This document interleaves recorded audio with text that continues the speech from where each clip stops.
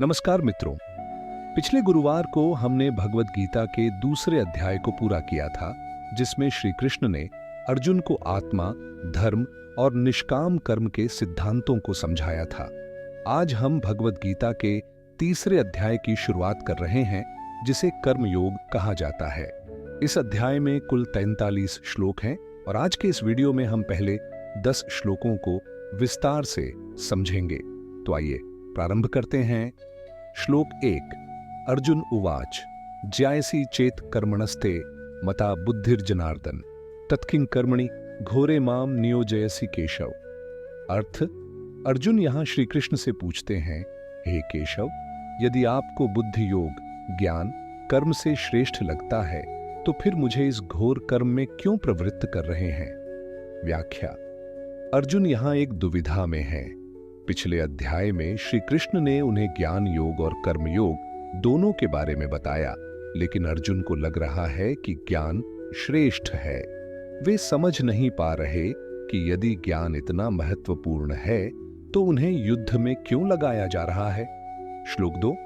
व्यामिश्रेणेव वाक्येन बुद्धिं मोहयसी में तदेकं वद निश्चित्य येन श्रेयो हमाप्नुयाम। अर्थ, अर्जुन कहते हैं, आपके मिश्रित वचनों से मेरी बुद्धि मोहित हो रही है। कृपया एक निश्चित मार्ग बताइए जिससे मैं श्रेयस्कर, कल्याणकारी मार्ग पर चल सकूं। व्याख्या। अर्जुन चाहते हैं कि श्री कृष्ण स्पष्ट रूप से उन्हें बताएं कि ज्ञान योग और कर्म योग में से कौन सा श्रेष्ठ है। वे संदेह में हैं कि कौन सा मार्ग उनके लिए उचित है। श्लोक 3। श्री भगवानुवाच लोकेस्मिन् द्विविधा निष्ठा पुरा प्रोक्ता मयानघ ज्ञान योगेन सांख्याणाम कर्मयोगेन योगिनाम। अर्थ, भगवान श्री कृष्ण कहते हैं, हे निष्पाप अर्जुन, इस संसार में 2 प्रकार की निष्ठाएं बताई गई हैं। ज्ञान योग जो सांख्य दर्शन वालों के लिए है और कर्म योग जो कर्म करने वालों के लिए है। व्याख्या। यहां श्री कृष्ण स्पष्ट कर रहे हैं कि जीवन में 2 मार्ग हैं।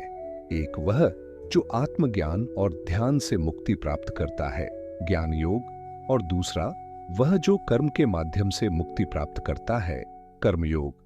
श्लोक 4। न कर्मणाम नारंभान्नैष कर्म्यम पुरुषोष्णुते न च संन्यसनादेव सिद्धिम समधिगच्छति।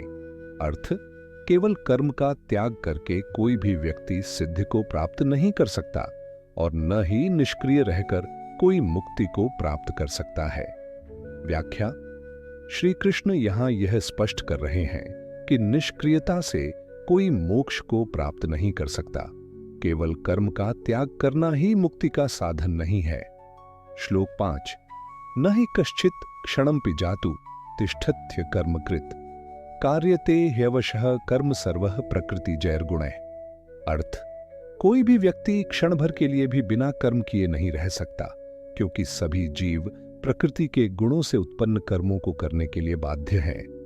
व्याख्या। इस श्लोक में श्री कृष्ण यह समझा रहे हैं कि प्रत्येक जीव प्रकृति के अनुसार कर्म करने के लिए बाध्य है। निष्क्रिय रहना संभव नहीं है। श्लोक 6।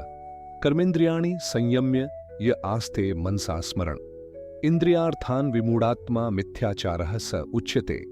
अर्थ, जो व्यक्ति बाहरी कर्मेंद्रियों को रोककर केवल मन में इंद्रियों के विषयों का चिंतन करता रहता है, वह मिथ्याचारी, दिखावटी सन्यासी कहलाता है। व्याख्या। सिर्फ बाहरी रूप से सन्यास धारण करना पर्याप्त नहीं है, बल्कि मन और बुद्धि से भी इंद्रियों का संयम आवश्यक है। श्लोक 7। यस्त्विन्द्रियाणि मनसा नियम्यारभते अर्जुन कर्मेंद्रिय कर्मयोगमसक्तः स विशिष्यते। अर्थ, जो व्यक्ति मन से इंद्रियों को वश में कर निष्काम भाव से कर्मयोग का पालन करता है, वही श्रेष्ठ कहलाता है। व्याख्या। यहां श्री कृष्ण यह समझा रहे हैं कि वास्तविक योगी वह है जो कर्म करते हुए भी आसक्त नहीं होता। श्लोक 8। नियतम कुरु कर्म त्वं कर्म ज्यायो ह्यकर्मणः शरीर यात्रा पिचते न प्रसिद्धेद कर्मणः। अर्थ, नियत कर्म करना ही श्रेष्ठ है, क्योंकि कर्म न करने से न तो जीवनयापन संभव है और न ही किसी उद्देश्य की पूर्ति। व्याख्या।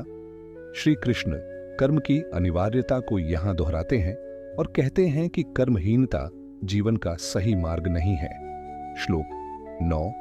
यज्ञार्थात् कर्मणोऽन्यत्र लोकोऽयं कर्मबन्धनः तदर्थम कर्म कौन्तेय मुक्त संघः समाचर। अर्थ, यज्ञ त्याग की भावना के बिना किया गया कर्म कर्म बंधन का कारण बनता है। इसलिए हे अर्जुन, आसक्ति रहित होकर कर्म करो। व्याख्या, यहां श्री कृष्ण यह समझा रहे हैं कि निष्काम भाव से किया गया कर्म ही मुक्ति का मार्ग है। श्लोक 10।